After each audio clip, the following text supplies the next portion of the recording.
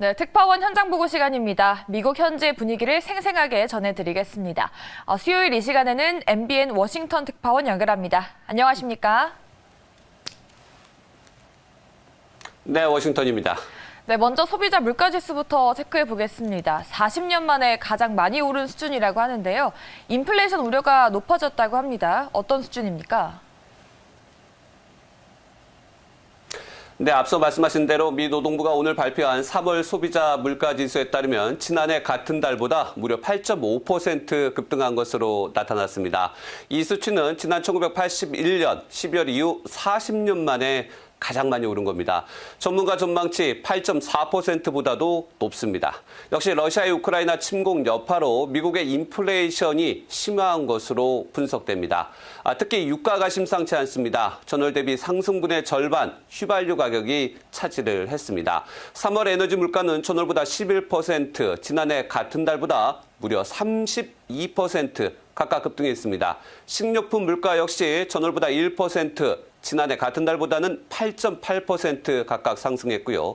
주거비용 지난해보다 5% 올랐고 먹고 사는 것, 이거 미국에서 점점 더 팍팍해지고 있습니다. 네, 이렇게 러시아와 우크라이나 전쟁으로 인해서 인플레이션 우려도 산재합니다. 지금 연준에서도 매파적인 발언이 이어지고 있는데요. 이 빅스텝에 대한 공포가 시장을 짓누르고 있습니다. 이 긴축 움직임이 좀 빨라질 걸로 보이고 있습니까? 네, 앞서 전망해 주신 대로 코로나19에 이어 우크라이나 전쟁까지 물가 상승이 본격화되면서 미 중앙은행인 연방준비제도 긴축 움직임 더 빨라질 것 확실시됩니다. 블룸버그 통신은요, 다음 연방공개시장위원회 FOMC 정례회가 열리는 5월 기준금리를 한 번에 0.5%포인트, 그러니까 이거를 빅스텝이라고 하죠. 단행할 가능성에 더욱 힘이 실리게 됐다고 분석을 했습니다. 특히 이런 빅스텝이요, 그러니까 0.5% 한 번에 올리는 것이 한 번에 그치지 않고 최소 한두 차례, 그럼 한 번에 1%, 두 번에 1%포인트 가까이 오르게 되는 것인데 이런 가능성도 높다고 전문가들이 계속해서 전망치를 내놓고 있습니다. 또한 지난달 예고한 대로 양적 긴축도 다음 달에 본격화할 가능성은 더욱 커졌습니다. 물가 부담은 11월 중간선거를 치러야 하는 바이든 대통령으로서는 가장 큰 고민 가운데 하나입니다. 여론조사를 해봤더니 인플레이션이 가장 큰 걱정거리로 꼽히고 있습니다.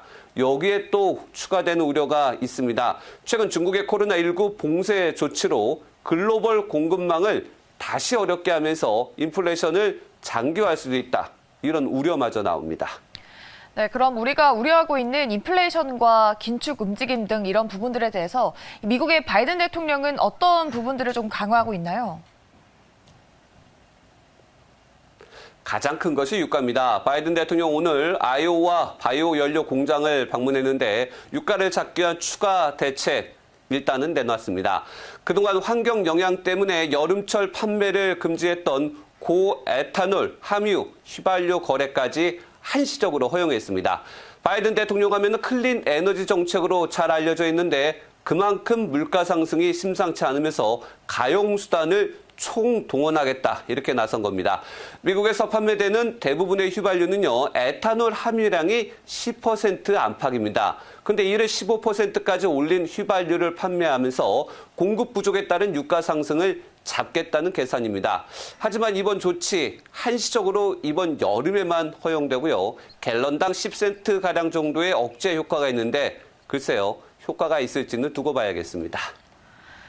네, 알겠습니다. 그리고 미국의 바이든 대통령이 다음 달에 한국을 방문할 가능성도 있다고요. 그렇다면 차기 윤석열 정부에서 첫 한미 정상회담이 이루어지는 걸로 기대를 해봐도 될까요? 네, 바이든 미국 대통령 다음 달 말에 우리나라를 방문할 가능성이 커졌습니다. 성사되면 말씀하신 것처럼 차기 윤석열 정부와 첫 정상회담으로 역대 대통령 가운데는 가장 빠른 한미 정상이 만남이 될 전망입니다. 바이든 대통령이 어제 모디 인도 총리와 화상 정상회담을 했는데 이 자리에서 이런 얘기를 했습니다. 5월 24일 일본에서 만나자.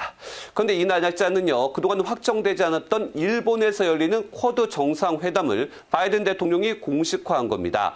바이든 대통령이 5월 24일 일본을 방문하면 그 전후로 해서 가까운 우리나라를 자연스럽게 방문할 수 있다는 겁니다. 그렇게 되면은 5월 10일 날 윤석열 정부가 출범을 하게 되는데 15일 뒤에 첫 한미 정상이 이뤄질 수 있다는 겁니다. 이는 역대 대통령 취임 이후 첫 한미 정상회담 가운데 가장 빠른 날이 되는 겁니다.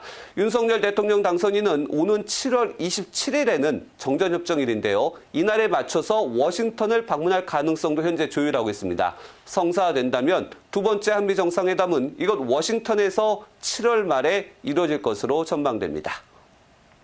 네, 한미 정상회담에 대한 가능성까지 짚어봤습니다. 네, 지금까지 특파원 함께했고요. 최중락 MBN 워싱턴 특파원과 말씀 나눠봤습니다. 오늘 말씀 고맙습니다.